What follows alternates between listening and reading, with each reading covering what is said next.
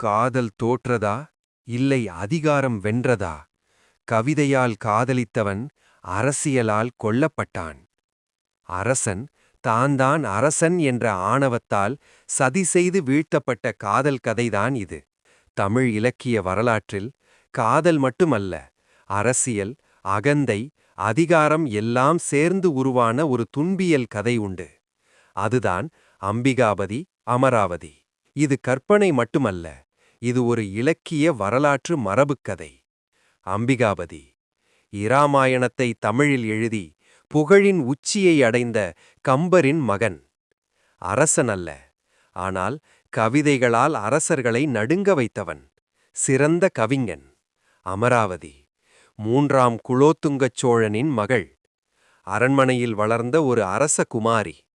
அழகும் அறிவும் மரபும் அவளுக்குள் சங்கமித்திருந்தன. அம்பிகாபதி எங்கு இருந்தாலும் அவன் நினைவு ஒரே முகத்தைச் சுற்றியே சுழன்றது.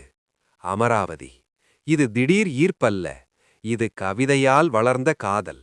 அரண்மனைச் சுவர்களுக்குள் கவிதைகள் பயணம் செய்தன, மனங்கள் இணைந்தன. ஆனால் இந்த காதல் அரசியலாக மாறியது.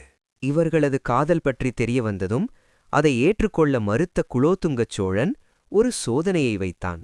சிற்றின்பச் சாயல் ஒரு துளியும் கடக்காமல் இறைவனைப் போற்றி 100 பாடல்கள் ஒரே முறையில் பாடினால் அப்போது அமராவதியை மணம் முடிப்பது பற்றி யோசை செய்யலாம் என்றான்.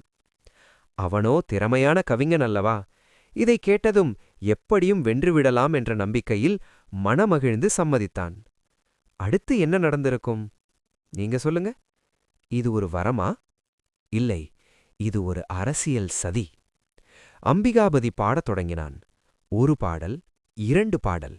ஒவ்வொரு செய்யுளுக்கும் மறைவிலிருந்த அமராவதி ஒரு மலரை எடுத்து வைத்தாள். மலர்கள் குறைந்தன, பாடல்கள் தொடர்ந்தன. களத்திலிருந்த 100வது மலரும் தீர்ந்தது. அமராவதி நினைத்தாள், அவன் வெற்றி பெற்றுவிட்டான் என்று. உடனே அவள் மறைவிலிருந்து சற்றே எட்டி பார்த்தாள். அந்த ஒரு நொடி, ஒரே நொடி, அமராவதியின் முகத்தை பார்த்தவுடன் அம்பிகாபதி தன்னை மறந்தான். இறைவன் மறைந்து காதல் முன்னே வந்தது. இதோ அவன் பாடிய பாடல் உங்களுக்காக. சற்றே பருத்த தனமே குலுங்க, தரளவடம் துற்றே அசைய, குழலூசல் ஆட, பொன்தோள் இருக்க, தலையலங்காரம் பரப்பட்டதே. இது இறைவன் புகழ்ச்சியல்ல, இது அமராவதியின் வர்ணனை. என்ன நடந்தது? அவள் கையிலிருந்த 100 மலர்களின் எண்ணிக்கை முடிந்தவுடன் அவள் 100 பாடல்கள் முடிந்ததாக எண்ணி எட்டி பார்த்தாள். மலரியல் எண்ணிக்கை என்னவோ சரிதான். ஆனால் அமராவதிதான் அவன் பாடிய கடவுள் வாழ்த்து செய்யுளையும் கணக்கில் கொண்டு எண்ண ஆரம்பித்தாள்.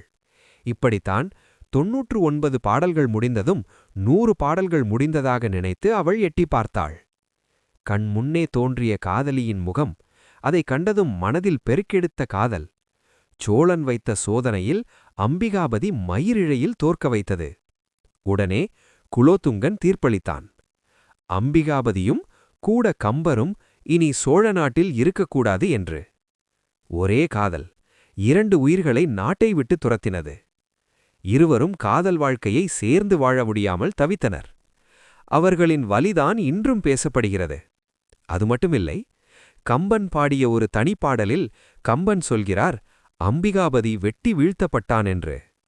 கவிதை எழுதிய கை அரசியலால் துண்டிக்கப்பட்டது. இது காதல் தோல்வியல்ல, கலைஞனுக்கும் அதிகாரத்துக்கும் நடந்த போர், கவிதைக்கும் அரசியலுக்கும் நடந்த போர். அம்பிகாபதி தோற்றான், கலைஞன் தோற்றான். கவிதை எழுதும் உலகத்தில் அரசர்கள் மறைந்து போகலாம்.